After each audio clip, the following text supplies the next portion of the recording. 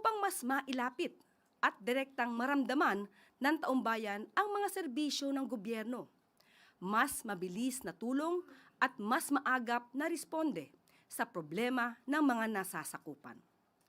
Sa ilalim ng Sa Bagong Pilipinas, Bawat Bayan Makikinabang na inilunsad nitong Lunes na dinaluhan ng mga local chief executives ng bansa, 5 milyong pamilya ang inaasahang makakatanggap ng tig-60 kilo ng bigas bilang dagdag sa kanilang pang-araw-araw na pagkain.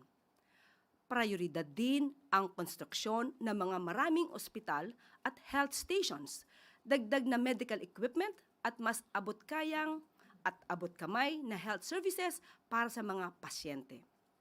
Dagdag pa ng Pangulo, nais ng pamahalaan na punan ang kakulangan ng mga LGU sa mga evacuation facilities upang siguruhing komportable at ligtas ang mga komunidad sa panahon ng kalamidad.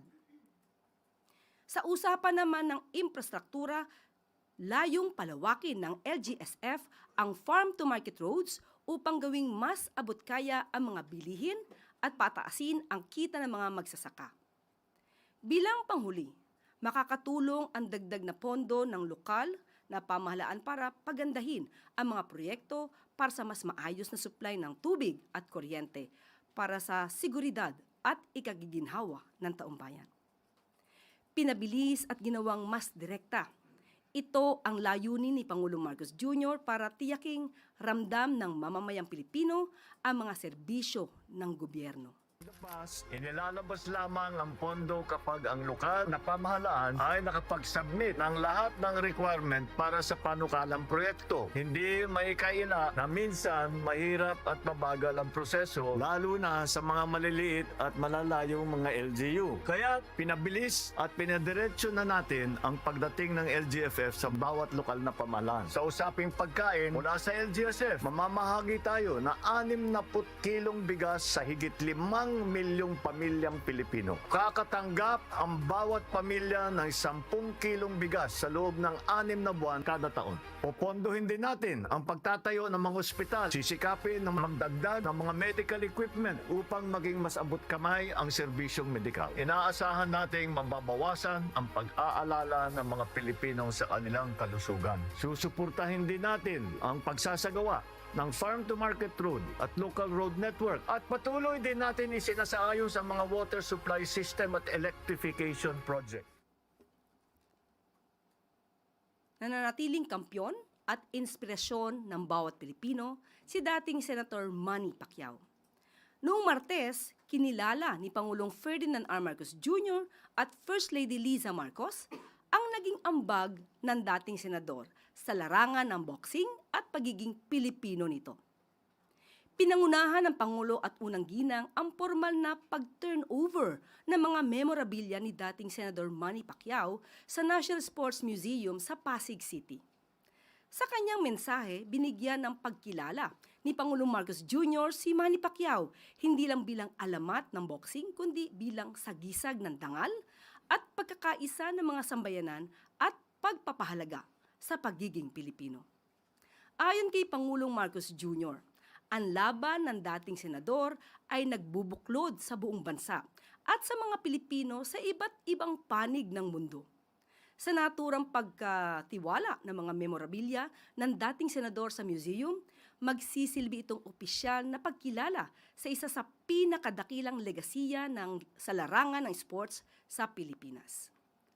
Kabilang sa mga memorabilia ang representative gear na isinuot ni dating Senador Manny Pacquiao sa kanyang historic win laban kay Puerto Rican Miguel Cotto at American-born Mexican Antonio Margarito. Kasama rin ang World Boxing Council Championship belt ng dating senador. Never a time when we were more proud to be Filipino than when Manny was winning all those fights. But hindi lang kasi napakagaling niya. Never niya kinalimutan ang pagka-Pinoy niya. Lahat yung tinulungan ni Manny. Hindi niya sinasabi kahit na kanino. Hindi lang siya champion sa boxing. He is a champion of humanity. He is a champion as a Filipino. He is a champion as a man. And he is a champion in all our hearts. And he will always be our champion. Manny, maraming salamat sa iyo. Ngayong araw ay makakasama natin si MMDA General Manager Nicolas Torre III upang pag-usapan ang Metrobase 02136 hotline na layuning umaksyon sa mga problema sa mga kalsada sa loob lamang ng 5 minuto. General Torre, good morning po. Good morning, ma'am, at good morning sa inyong lahat.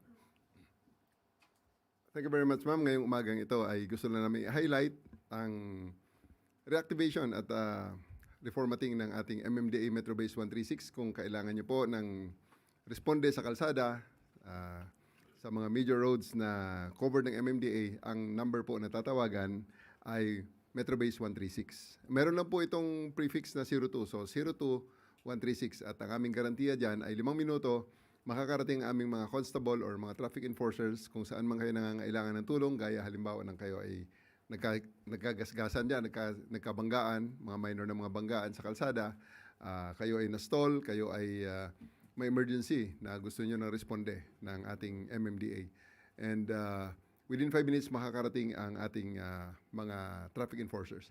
Ngayon, habang tumatakbo ang aming mga traffic enforcers, kung yan ay isang minor na banggaan, nagre-review na kaagad ang aming mga CCTV sa CCTV operators sa may Metrobase namin, dyan sa Julia Vargas, at pagkatapos kinukuha na yung clip ng inyong banggaan at pag dumating na ang aming enforcer, hihingiin na lang ang inyong mga social media account, messaging para maipadala ang clip na yon sa inyo para makatabi na within 10 minutes. Gusto natin clear na kaagad ang kalsada at kung ano man ang usapin ninyo sa banggaan na yan, kung sino magbabayad ng insurance, kung sino ang mananagot sa mga gastusin, pag-uusapan na ng mga parties concerned sa tabi gamit yung ipapadala naming CCTV footage na extracted na galing dun sa mga CCTV cameras ng ating MMDA.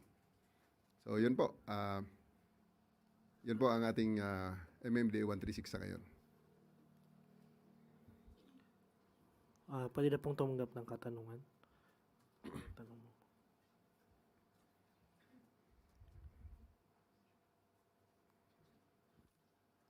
Si Ma'am Tuesday nyo po, DCWB. Good morning, sir. Sir, kailan po effective na yung hotline at nagsisimula na po ba yan? O paano? Yeah, actually, ang 136, matagal na yan. Matagal na. As in, taon na ang kan. Ina-highlight lang namin ngayon dahil mukhang hindi masyadong na-highlight sa ating mga kababayan na merong facility na ganyan na makakatulong sa kanila. So, ngayon, ay ina-announce ulit namin para ma-highlight lang na pag ang emergency yun ay nasa kalsada, MMDA 136. So, pwede actually yung tawagan 02136. Within 5 rings, may sasagot sa inyo na human operator. Next question po, Aileen Taliping, Abante. So nasabi nyo na kung gaano kabilis. So ilan po, marami po bang mga tao na nandun sa Metrobase nyo na sasagot agad kapag mayroong tatawag? Pwede, to see is to believe yan Pwedeng tawagan ng 02136. Yan, Tayapuri na naman yan. Pwede nyo subukan. Right now, pwede nyo subukan yan. Ang manpower po nyo, kumusta, marami po ba sasagot? We have sufficient right now. Pwedeng tawagan yan. Okay, thank you, sir. Rafi Ayeng po, Daily Tribune. Hi, good morning, sir. Sir, sa usapin ng traffic, yung Buendia Corner, Taft Avenue, dati umattend sa isang briefing din dito sa Malacanang, yung dating GM. And then sinabi niya, ina-action na daw yun dahil nagkakos po ito ng napakabigat na traffic, lalo na pag tuwing alas 6, alas 7 ng gabi. Any reaction po? And ano na po ang ginagawa ng MMDA dito? Hindi lang naman sa Buendia Taft ang ating tinitingnan, kundi lahat talaga. Under review at palaging constant yan. Yung aming mga changes, kaya may makita kayo, may mga advisory nilalabas ng MMDA regarding sa mga traffic schemes na ginagawa. Gaya ngayon ng Quezon Avenue Corner Araneta, ang down ramp niyan ng Skyway, palagi nating nire-review dahil nga may mga reklamo na ang down ramp na yan is 2 kilometers na ang haba ng pila. So, tinitingnan namin sa baba ngayon. So, there's a new traffic scheme that's being implemented and we are looking at the results using our VSIMs. May mga equipment kami dyan, visual simulator. Nilalagay namin sa computer yung redesign namin, yung redesign ng road, yung vehicle count, vehicle volume, kaya nako-compute kung ano ang travel time at nako-compute yung travel speeds. So, lahat ng yan, sir, ginagawa natin. Tawag lang sila sa 136 kung may mga problema sila na gusto nilang iparating sa amin at yan na-action na naman. Kasi sir, ang nagiging issue po dyan is yung nag-ooperate dyan is provincial bus. Mhm. Meron na po tayong, di ba, designated na station like the PITX for the provincial buses. Ano po ang action na gagawin ng MMD? Yeah. Lagi nating nire-review yan. At this coming Friday, meron kaming pupunta kami sa PITX for on audit sa audit ng operations nila. This coming Friday together with the DOTR, kayo ay aming inimbitahan para sumama sa amin. Okay po. Next question po. Christian Yosores, DZMM.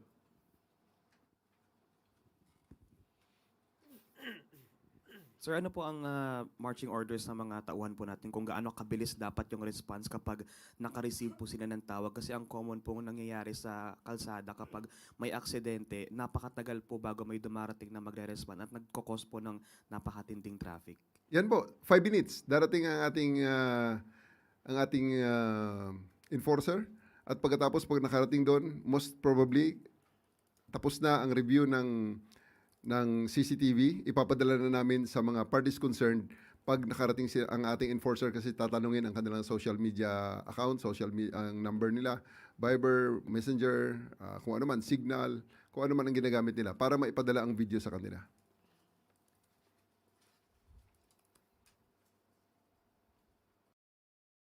Alvin Baltasar, Radyo Pilipinas. Jem, lilis lang po ako ng konti. When we talk about non-contact apprehension, ilan na po ba yung record natin since nag-start yung non-contact apprehension natin?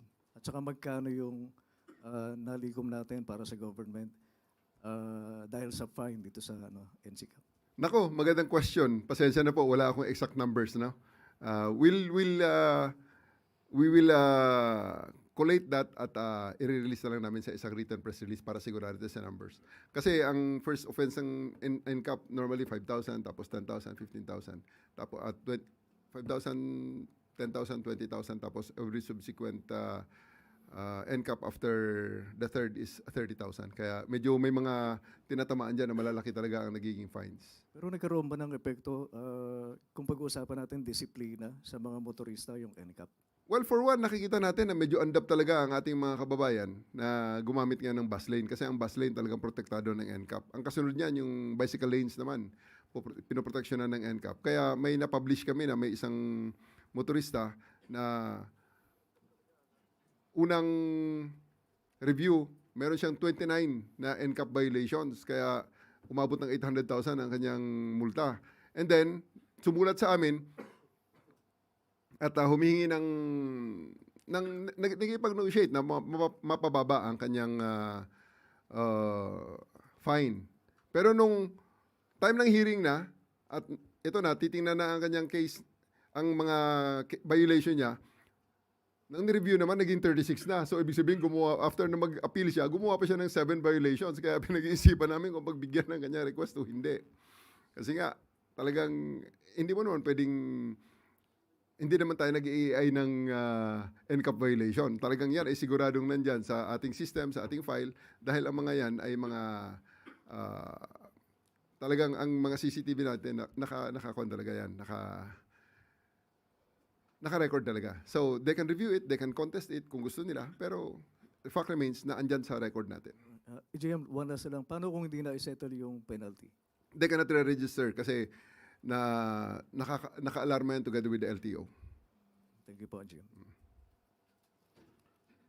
Next po, Ivan Mayrina, GMA.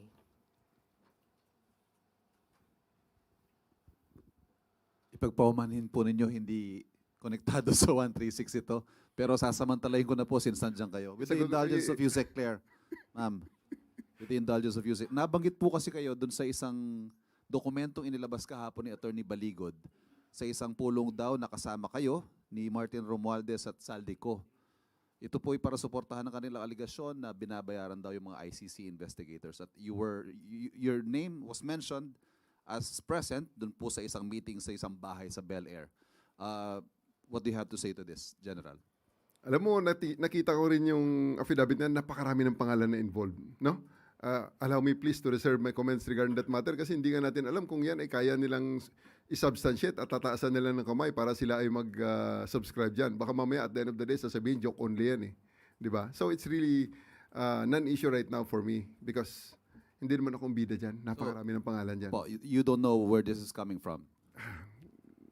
Most probably, alam ni Attorney Baligo dyan kung saan ang gagaling yan. Pero nasa sa kanya ngayon yan kung ano ang kanyang purpose regarding that matter. Salamat po. Thank you, Yusek Claire. Okay po. Yun na po ang last question. Thank you po. Maraming salamat po sa inyo lahat. Good morning po. Maraming salamat, General Torre. Thank you, ma'am. Thank you po. At maaari na po akong tumanggap ng inyong mga katanungan. Unang tanong po mula kay Jervis Manahan, ABS-CBN. Hi, Yusek. Yesterday po sa ASEAN Editors and Economic Opinion Leaders Forum, the President mentioned that he is talking to some personalities and he has some people in mind for the 2028 elections and some of these personalities have said no. Do you have information about this po? Hindi pa po tayo nakausap ng Pangulo patungkol dyan. At pagka po nakausap ko na po ang Pangulo patungkol dyan, bibigyan ko po kayo ng detalye. Pero sa ngayon, ang sabi po ng Pangulo talaga, ang tutok po niya ay serbisyo. Pero nadinig niyo rin po kung ano ba ang mga requirements or at least mga kinakailangan para sa isang leader na dapat mamuno bilang Pangulo. Ang sabi niya ay dapat na nakakaintindi ng economics. Ang sabi rin niya ay dapat naiintindihan ang patungkol sa inflation, pati ang paggawa ng trabaho at ang food supply. At mga tao dapat na leader ay hindi inuuna ang politika kundi kung paano paunlarin ang bansa. So sa mga nangunguna o inuuna ang pamumulitika sa ngayon, mag-isip-isip at baka hindi kayo qualified. So yun lang po. So, dapat mag-isip-isip sila kung sila ba'y makakatulong sa bayan o makakapagpayaman lamang ng sarili. Next question po, Ann Soberano, Bombo Radyo. Yusek, good morning. Yusek, sa darating na March 2 to 4, tatalakayin na ng Justice Panel ang impeachment laban kay BP Sara. Ano pong reaksyon ng Malacanang dito? May posisyon po ba kayo? At handa po ba ang administrasyon sa anumang posibleng epekto? Thank you. Ang impeachment complaint na didinggin ay ang sangkot naman po dito ay ang Vice Presidente. So kung ano magiging posisyon ng Pangulo at ng administrasyon, dapat lamang pong sundin kung anong proseso. Yun din po, pauulit-ulitin lang po natin, dapat proseso, due process, at kung ano ang inilalahad ng ebidensya. Yun lang po. Next question po, Kenneth Pasyente, PTV. Yusek, good morning. Yusek, sinabi ni VP Sara sa isang interview over the weekend na kalat yung governance ng kasalukuyang administrasyon. Ito po yung bahagi ng kanyang sinabi. Nakikita nyo na parang kalat yung governance ngayon kasi ganoon din yung ibang departments. Buti sana kung magaling lahat ng secretaries. Walang utos, walang nag-uutos sa'yo na presidente at walang nagbabantay sa'yo na presidente. So yun ang na-disappoint ako. Akala ko mabilis, tuloy-tuloy ang trabaho, tapos sasabihin mo sa tao, ito nagawa natin, ito gagawin natin sunod. Wala. Walang ganoon na nangyari. Ano po ang reaction dito ng palasyo? Let us look who's talking. Ang sabi niya po, kinuha ko nga po yung transcript po na yan. Buti sana kung magaling lahat ang secretaries. Mukhang tumama naman po siya. Dahil siya, bilang sekretary ng DepEd, naitalaga siya ng Pangulo. Pinagtiwalaan siya ng Pangulo. Pero sa bandang huli, aamin pala ang Vice Presidente na siya ay walang kaalam-alam sa pagiging DepEd Secretary. So totoo po yan. Hindi po lahat ng sekretary na naiya talaga dahil sa tiwala ng Pangulo, sa paniniwala sa kanila, hindi pala talaga magaling. Doon pa lamang po sa mga ghost students, ghost vouchers, ghost food packs, ghost laptops, ghost school materials. Lahat ng multong ito ng Vice Presidente, nung siya ay DepEd Secretary, huwag niyang ipahid kay Pangulo. At ang mga kalat na ito ay ngayon niwanawalis at nililinis ni Senator or rather Secretary Sani Angara ng DepEd. Next question po mula kay Ivy Reyes, Bilyonaryo. Yusek, good morning. The palace usually releases an official statement when it comes to days of commemoration, but now there's wala pa pong statement on EDSA. Kung meron, maglalabas po ba ng statement ang palasyo? And if not, what makes EDSA commemoration any different? Sa mamaya po siguro, bibigyan ko po kayo ng update patungkol po dyan, pero wala pa po sa atin na ibababang anumang impormasyon patungkol po. But as far as the palace is concerned, what's the significance of EDSA? It's part of the history. Hindi ito mabubura. Hindi mabubura kung anong naganap noon, ang katapangan ng mga Pilipino, ang pagtanggap sa pangyayari, hindi po yan mabubura sa history. Follow-up question po, Ana Bajo, GMA. Hi, ma'am. Ma'am, you mentioned yesterday that President Marcos will study the bills na dinedeclare yung EDSA as a regular holiday. May we know, ma'am, ano po yung mga factors na he will consider in studying the February 25 holiday bill? Pag nakarating na po siguro sa Pangulo yung bill at aaralin niya, titignan po natin. Sa ngayon po ay hindi po sinasabi kung naibigay na po ang kopya na to, new version na ito. Thank you, ma'am. Next question po, Luisa Cabato, Inquirer.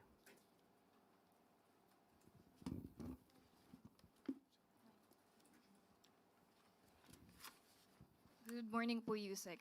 What is the palace's response to Representative Tino's statement that sa Bagong Pilipinas, Bawat Bayan Makikinabang event in Malacanang last Monday, where President Marcos released local government support fund, was a venue to distribute pork and influence LGU leaders in the barangay and 2028 elections? Nakakalungkot na may mga tao na puro negatibo ang nasa isip. Kailangan po ng pagtutulungan ng national government at ng mga local government units para mas mabilis na maihatid ang serbisyo sa mga nasasakupan. Paano po ito magagawa? Kailangan ng pagtutulungan, kailangan ng pondo. Hindi naman po ibig sabihin na bibigyan ng pondo ang local government units ay ikukonsidera na ito na pork barrel. Kinakailangan po ng taong bayan ang tulong ng national at ng local governments. Puro paninira, pang-iintriga. Hindi po yan kailangan ng bayan ngayon. Suhestyon at hindi panunumbat ang sagot para maibsan ang problemang naranasan ng iba nating mga kababayan. Next question po, Sam Medinilla, Business Mirror.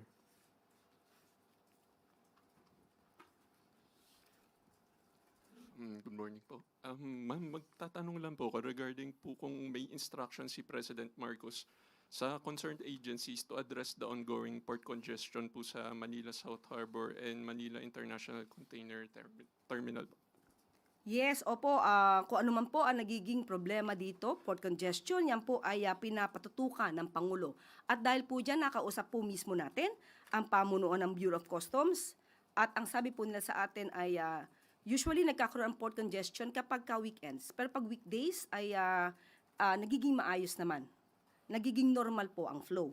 At ang ulat po nila sa atin ngayon, at aking pong babasahin, ang yard utilization levels sa Pilipinas ay nananatiling mababa sa 90% as of February 19 na nireport po ng Bureau of Customs. Sa Port of Manila, nasa 79.80%. Manila International Container Port, nasa 84.45%. Ilang major ports kabilang ang Batangas ay nasa 49.60%, Subic 60%, Cebu 33%, at Davao na nasa hanggang 68.34% lang. May kakayahan din pa rin po ang mga port operators na ipagpatuloy ang paglipat at pagproseso ng mga kargamento sa loob ng kanilang lugar. Wala pang agarang banta ng paghinto sa paggalaw ng mga container sa ngayon. Patuloy din po ang nabumababa ang port utilization. At ayon din po sa BOC, sinusulong ang mga agarang hakbang na madaliing maipatupad at nakatuon sa mas maagang pagkuha ng impormasyon, mas maayos na koordinasyon at kahandaan sa kapasidad upang matiyak ang tuloy-tuloy na operasyon. Kabilang sa mga hakbang ng Customs Administrative Order sa accreditation ng container yards. Magpapatupad din ang BOC ng regular na quarterly meeting para sa koordinasyon at pagtaya kasama ang mga international shipping line at mga stakeholder ng pantalan bilang paghahanda sa mga buwan na karaniwang mataas ang paggamit ng pasilidad. Suportado rin ng BOC ang Infrastructure Readiness Initiatives, particular na ang investments sa mga karagdagang reefer facilities at complementary policy issuances. So nananatiling aktibo ang crisis management protocols ng BOC kung sakaling umabot sa critical level ang utilization rate. So yan po ang agaran nilang pagtugon sa sinasabing issue tungkol sa port congestion. Bale, ma'am, na-aware po si President regarding dun sa issue sa port congestion, and satisfied po ba siya dun sa naging action ng BOC regarding that issue? Updated po ang Pangulo at dapat po lamang tugunan agad kung ano man ang nagkakaroon ng problema, mabilis ang pagtugon ng mga nasasabing ahensya. Tapos last na lang for my part, ma'am. Regarding lang rin po doon sa LGSF, nag-a-apply po ba yung Section 19 ng GAA, 2026 GAA doon sa distribution ng tulong para sa LGU? Doon sa nangyari po doon sa event na yun. Nag-a-apply po ba yung Section 19? Tignan ko po muna po yung pinaka-detalye po at ibibigay ko po sa inyong tugon maya-maya lamang po para po tugma ang aking kasagutan sa inyong katanungan. Thank you po. Huling magtatanong po, Rafi Ayeng, Daily Tribune.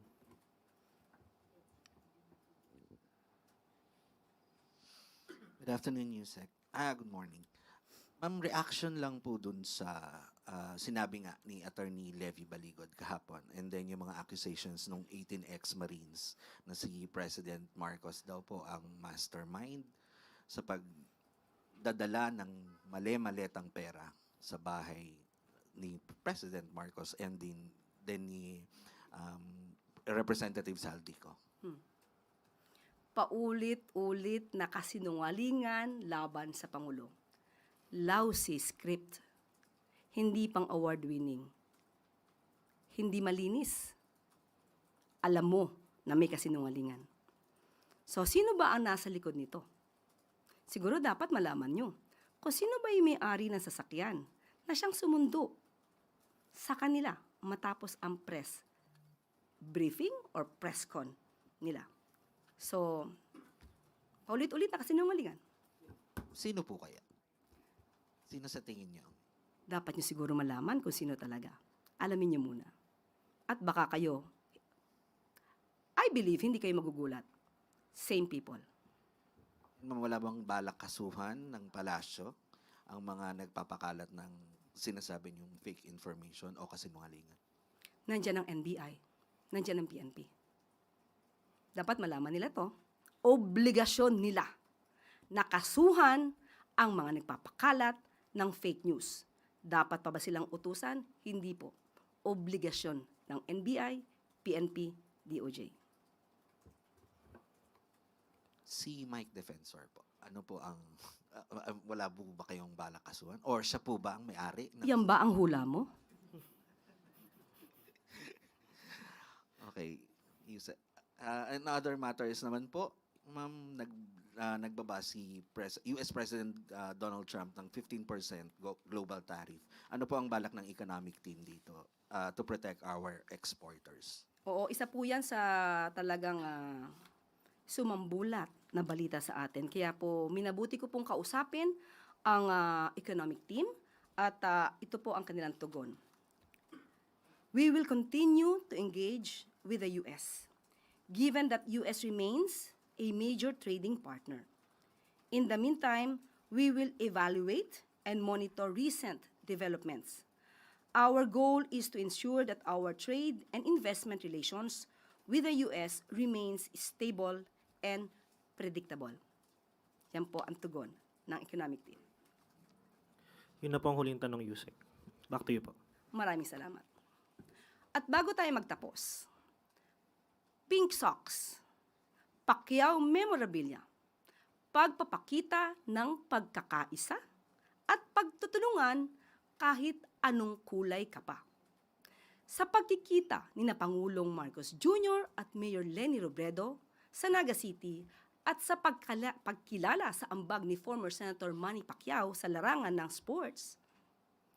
Ipinamalas ng tatlong leader na kahit naging magkakatunggali sila sa nakaraang eleksyon ay hindi ito magiging hadlang sa pagtutulungan at pagsiserbisyo para sa bayan. Kapag ang isang leader ay tapat sa katotohanan, honest, mapagkumbaba at walang pansariling interes, tiyak na ang bayan ang uunlad. Sa kanyang pagbisita sa Naga City noong Sabado, ipinamalas ni Pangulong Marcos Jr. na handang tumulong ang administrasyon sa lahat ng lokal na pamahalaan. Isa ang Naga City at marami pang siyudad ang siyang tututukan ng pamahalaan para maibsan ang epekto ng pagtaas ng tubig sa pamamagitan ng Oplan kontra baha. Sa wasto at buong pusong pagsisilbi sa bayan, maagang pamumulitika ay dapat iwasan. Servisyo muna bago politika. The most political thing that we did today, I wore my pink socks. My pink socks in honor of Mayor Lenny. We have been planning this for a few months already. Because talagang naging critical ito eh. Especially with the storms that came in. Then I already instructed Sec Vince and Sec Ping to look at the situation here. Because, you know, of course, we know that Bicol is always the pathway of the storms, but the immediate problem that we saw, the change in pattern that we saw, is yung bigat ng bagsak ng ulan. Dati hindi naman ganun karami. You got 700 in one day, 700 centimeters of rain in one day.